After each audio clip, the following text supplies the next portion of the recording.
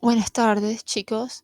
A continuación voy a hablarles sobre la inmunidad contra los parásitos. Voy a hablar específicamente de algunos de los parásitos más importantes y pues otro de los parásitos se va a encargar de explicarlo mis compañeros René y otros de los preparadores, ¿ok?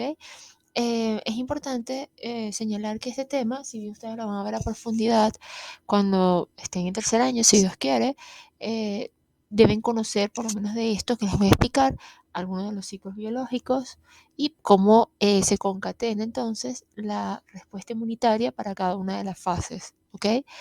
Para aquellos que no tuvieron pues la oportunidad de ingresar en el momento que di la prepa, pues aquí se los estoy grabando para que puedan escucharla con mayor calma.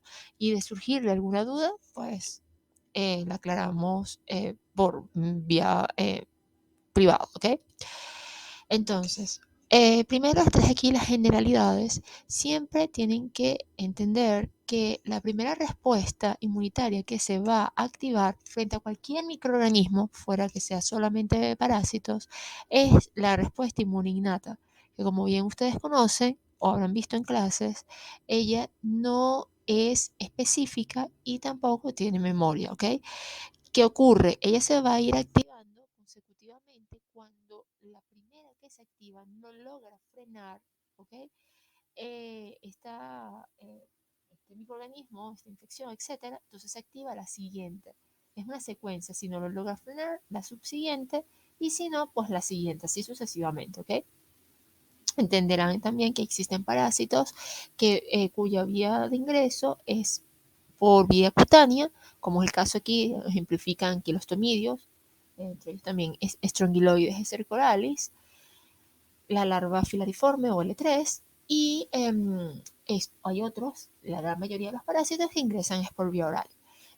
Bueno, les decía, por ejemplo, si la piel, que cada una de los estratos de las capas de la piel con sus respectivas células especializadas, los queratinocitos y sus mecanismos, sus mediadores, no logran pues frenar la infección, entonces se activa otra de los factores, ¿ok? Y así consecutivamente ocurre. Esto se los dejo de todas maneras en las diapositivas que les voy a facilitar para que lo puedan leer con mayor calma. Ven que existen especializaciones como del epitelio respiratorio de los cilios y así sucesivamente, cada una de ellas, y que en ocasiones para algunos son muy específicos para parásitos. Por ejemplo, la microbiota bacteriana en las tricomonas vaginalis, que es un protozoario, ¿ok? O, por ejemplo, la entamoestolítica, que sería la microbiota del tracto gastrointestinal, ¿ok? Bien, esto es sumamente importante. ¿Cuál es el mecanismo efector para tratar de destruir los helmintos? Los helmintos tienen que entender que son parásitos de gran tamaño, ¿ok? Helmintos es igual a decir que son parásitos de gran tamaño, por lo tanto es lo mismo que decir que son eh, microorganismos extracelulares, ¿ok?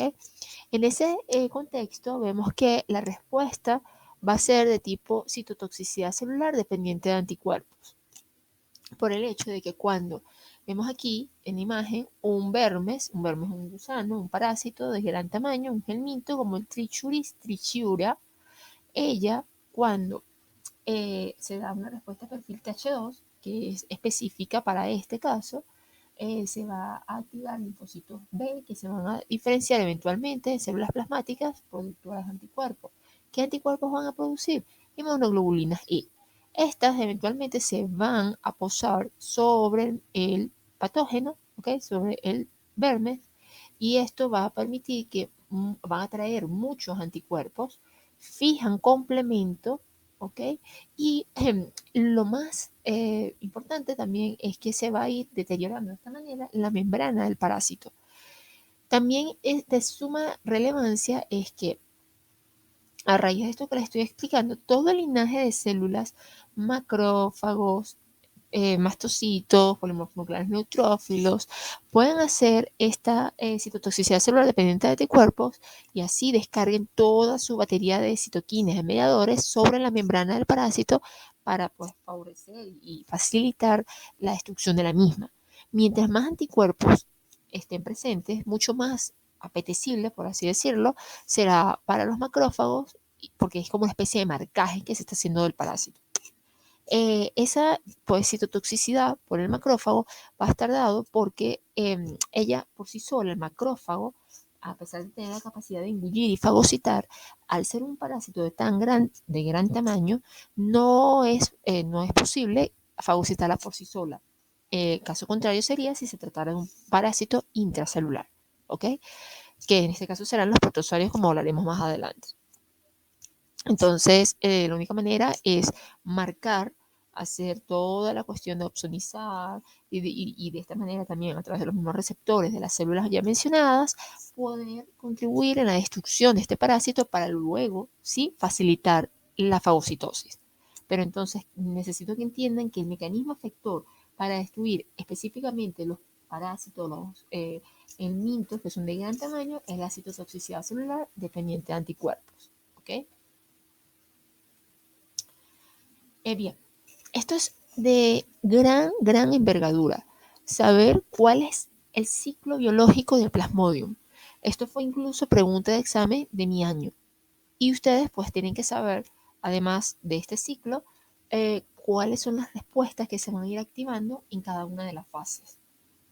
Yo les voy aquí a explicar con bastante detalles para que puedan pues, salir extraordinariamente bien en su examen. Primero vemos aquí en la imagen, ¿okay?, que el vector que va a transmitir, ¿okay?, la forma evolutiva, que ya veremos que es el denominado esporozoito, es una anófeles, es una hembra hematófaga obligatoria, quiere decir que necesita succionar sangre para maduración de los huevos. Eventualmente, ella succiona sangre y va a inocular a los esporozoitos. Entonces, ¿qué quiere decir? Que la primera línea de defensa, como les había comentado en un principio, aquí va a ser la piel. ¿Ok? Yo va a tratar todas las especializaciones y las citoquinas presentes en las células queratinocitos y de las que constituyen la piel, van a tratar de frenar esta infección, ¿ok? Esta invasión de esporozoitos.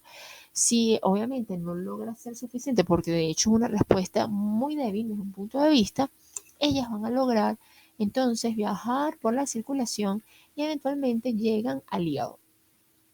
¿Ok? Esta fase que se encuentra en el hígado se llama fase preeritrocítica o fase hepática también llamada. En este punto, los esporozoitos, cuando llegan aquí, va a haber otras células de la misma rama de la inmunidad innata que van a tratar de frenar la infección, que en este caso serían las células macrófagos del hígado, que son las células de Kupffer. Cuando esto no es suficiente, ¿okay?, porque los esporozoitos logran invadir las células del huésped y de esta manera no suelen ser o no logran ser de manera efectiva reconocidas por el sistema inmunitario, van a ellas madurar haciendo una división asexual llamada esquizogonia, de lo cual va a ser el resultado de la formación de un esquizonte inmaduro que luego eventualmente madura y forma el llamado esquizonte maduro intrahepático. Aquí la respuesta inmune tampoco es muy potente, de hecho solamente está dada es por un perfil TH1, que sería por los linfocitos TCD8, o sea, los citotóxicos ya activados, que van a tratar a través de sus mecanismos de enzimas, perforinas y cada una de sus habilidades para tratar de destruirlo, el esquizonte. Una vez que esto ocurre, bien, normalmente, tras un tiempo, se va a producir la lisis o ruptura del hepatocito. Y de esta manera van a poder ser liberados la forma evolutiva que se encuentra dentro de los esquizontes, que son los llamados merozoitos. En este punto específicamente, en algunas especies, ¿okay?, algunas especies como el Plasmodium ovale o el Vivax, ellas pueden permanecer en forma de latencia, ¿okay?, dentro del hígado, y aquí ya reciben el nombre, en vez de ser esquizontes o merozoitos, se pasan a llamar hipnozoitos, ¿ok? Pero en condiciones de otras especies, cuando se produce la ruptura, ¿verdad?, del hepatocito, se van a liberar los merozoitos, y en este punto de la ruptura lisis de este hepatocito, la respuesta inmunitaria es muy potente, y es una respuesta tanto TH1 como TH2, es decir, una respuesta tanto celular como humoral. ¿Qué va a ocurrir? Eventualmente estos merozoitos van a querer ingresar dentro del eritrocito, ¿verdad? Entonces por eso les digo que es una respuesta potente. Por un lado, tenemos el perfil TH1, que es básicamente la activación de las células TCD8, que es los citotóxicos, y entre estos van a producir el interferón gamma de las citoquinas, lo cual a su vez va a poder activar a los macrófagos para que de esta manera puedan fagocitar a estos microorganismos. Cabe destacar que esta respuesta es menos efectiva que la humoral. Por otro lado, vamos a tener la respuesta humoral tipo TH2, que viene dada por la producción de anticuerpos de tipo inmunoglobulina E contra los antígenos pues, del parásito. Estos anticuerpos van a poder entonces opsonizar al parásito y de esta manera facilitar su posterior fagocitosis dada por los macrófagos. ¿Ok? Entonces, es importante también destacar que debe existir un correcto balance entre el perfil TH1 y TH2, siempre prevaleciendo y predominando la respuesta TH1 porque es la que es más beneficiosa para poder eliminar los microorganismos intracelulares, que en este caso son intracelulares. En caso de que la respuesta TH2 sea excesiva o se prolongue en el tiempo, puede entonces favorecer la persistencia del parásito por el hecho de que la respuesta TH2, cuando es excesiva, puede llegar a suprimir la respuesta TH1. Y de esta manera, por supuesto, la que es esencial para poder destruir microorganismos intracelulares no va a ser efectiva.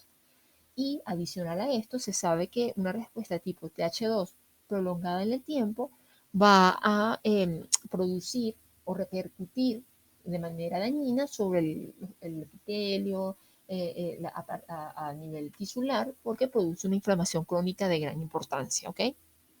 Entonces, la respuesta inmunitaria más potente es justo cuando se rompe el hepatocito y se liberan los merozoitos que van pues posteriormente a querer invadir los eritrocitos. En caso de que estas respuestas no sean suficientes, no suficientemente potentes, ellas van a lograr entonces ingresar dentro del eritrocito. ¿Ok?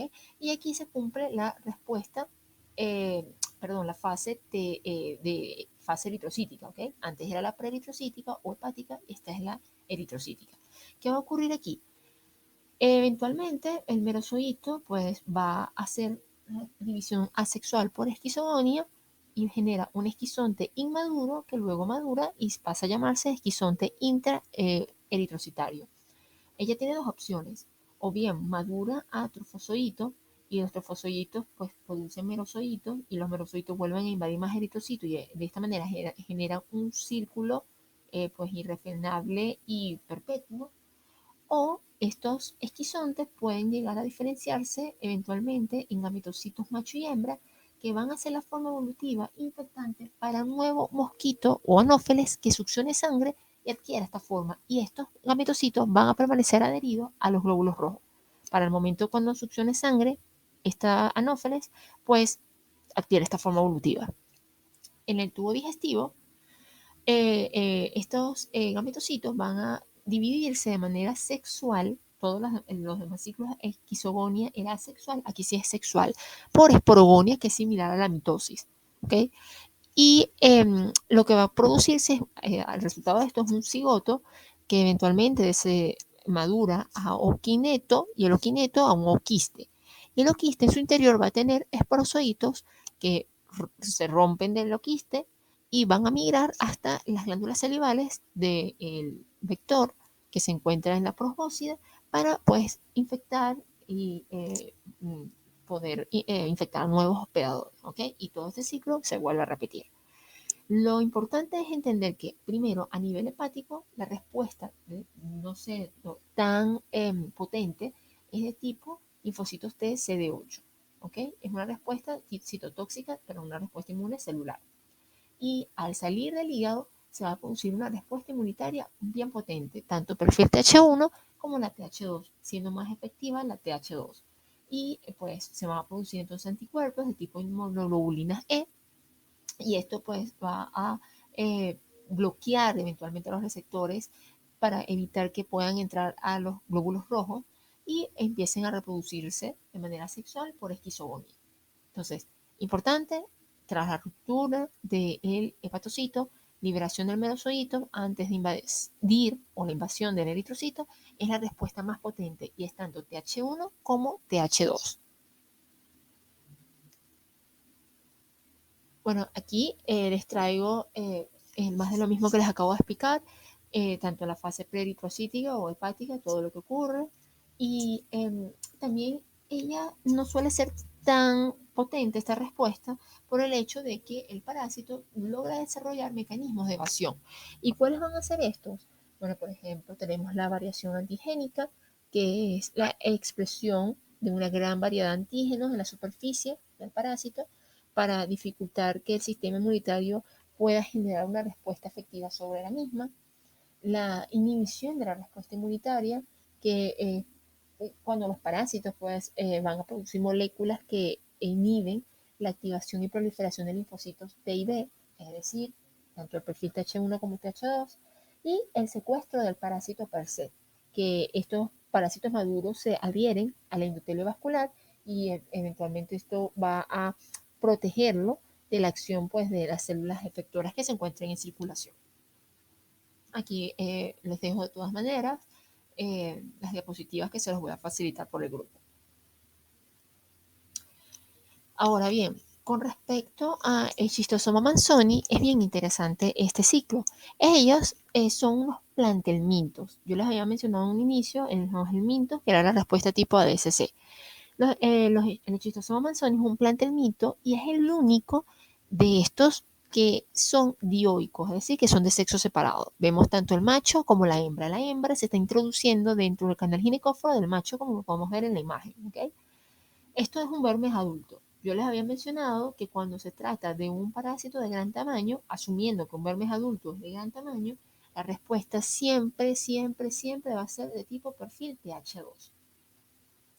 Esta respuesta va a caracterizarse porque va a liberar citoquinas como interleuquina 4 y 5.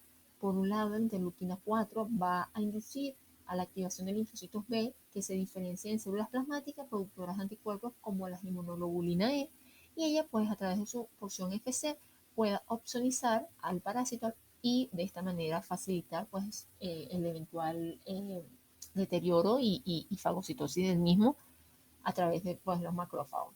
¿Okay?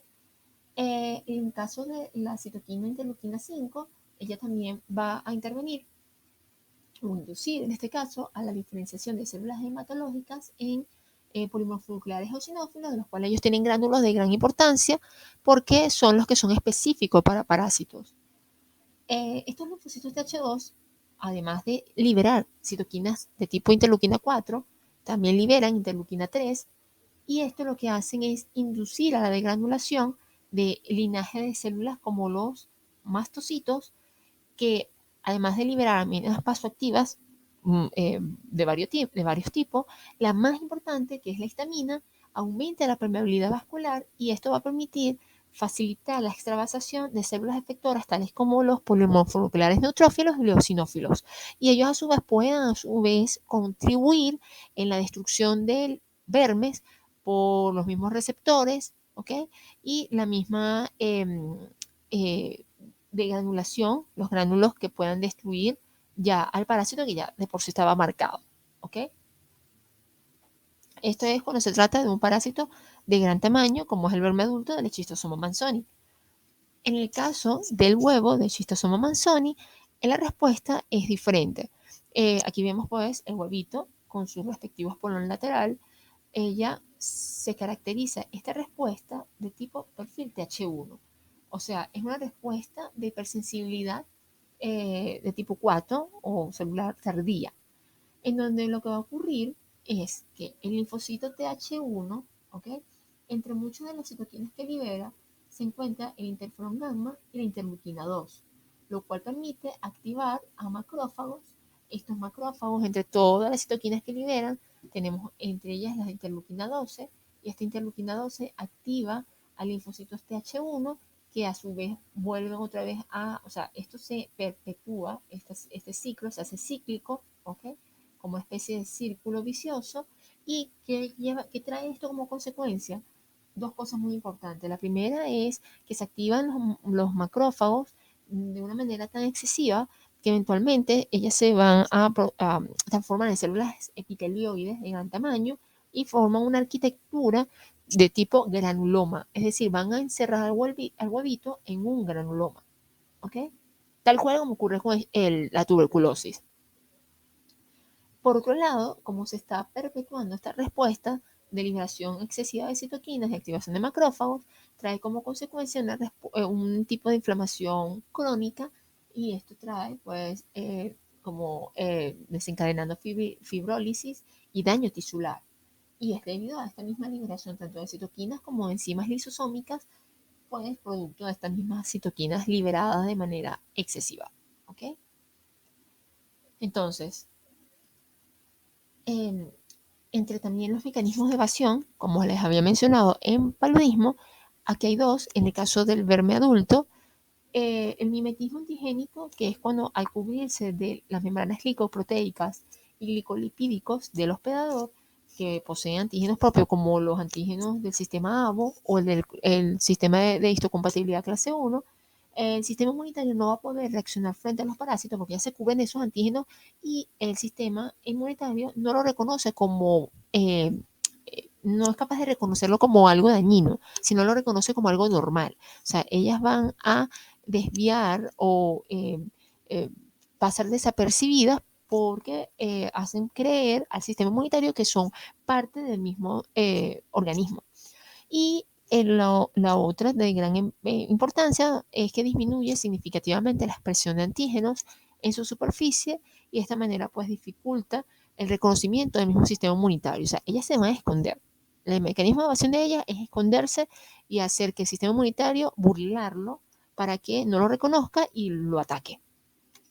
Y bueno, en el caso del Schistosoma manzoni, estaría de más decir que su mecanismo de evasión es la misma formación del granuloma, porque ella que permanece allí, digamos, en forma de latencia, y eventualmente cuando el paciente tenga algún tipo de inmunosupresión o alteración inmunológica, esa arquitectura, por así decirlo, del granuloma se pierde y otra vez el schistosoma, en su forma evolutiva de huevo, pasa a estar en la circulación y pues activar cada uno de los ciclos de cómo es el ciclo biológico del schistosoma.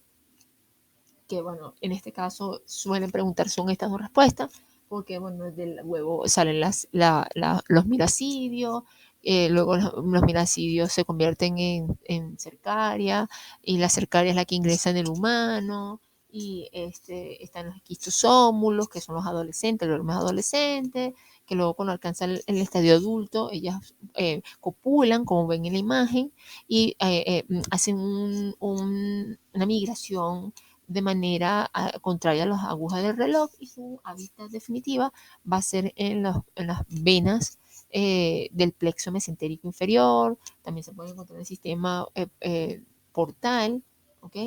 Y de hecho por eso también en alguna de las fases produce hipertensión portal, ¿ok? Haciendo resumen, deben conocer y entender las diferencias entre el perfil TH1 y TH2, sabiendo que TH1 son para microorganismos intracelulares, ¿ok? De pequeño tamaño en cuestiones de micras, y cuando son TH2 es para microorganismos de gran tamaño, muy grandes, como gelmintos o algunas fases de protozoarios, pero cuando son en otras de las fases del ciclo biológico, que ya explicarán mis compañeros.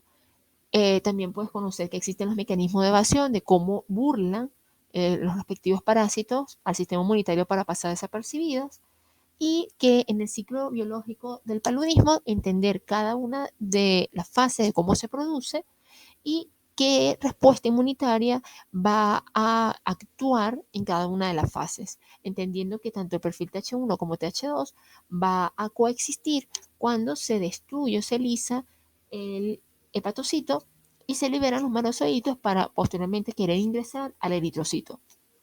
En el momento en que si logran pues no ser frenados por este sistema inmunitario y logran invadir a estos eritrocitos, cuando se produce todo el ciclo que ya les había mencionado, de esquizonte, esquizogon, esquizonte, se producen merosocitos que logran destruir el eritrocito. Justo en la ruptura del eritrocito, cuando se rompe, se lisa, es cuando se generan los picos febriles que son característicos de la malaria.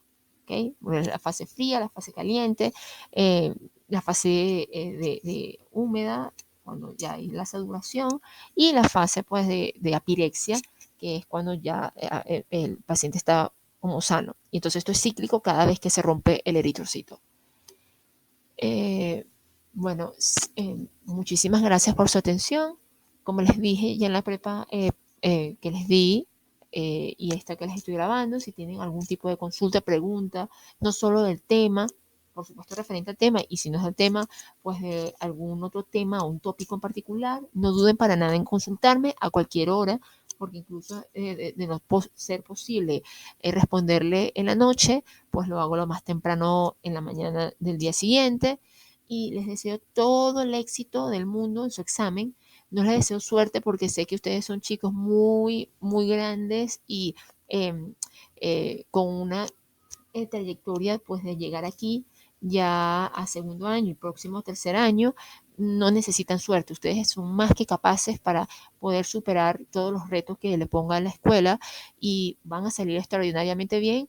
Pongan de su empeño, lean los resúmenes que le hemos facilitado y las prepas que le hemos facilitado pues cada uno de nosotros los preparadores, de sus clases, sus apuntes y siempre su fuente primaria, los libros, ¿ok? Y pues nada, les deseo todo lo mejor, chicos. Estoy a su completa disposición. Muchísimas gracias por su atención. Que pasen una feliz y hermosa noche.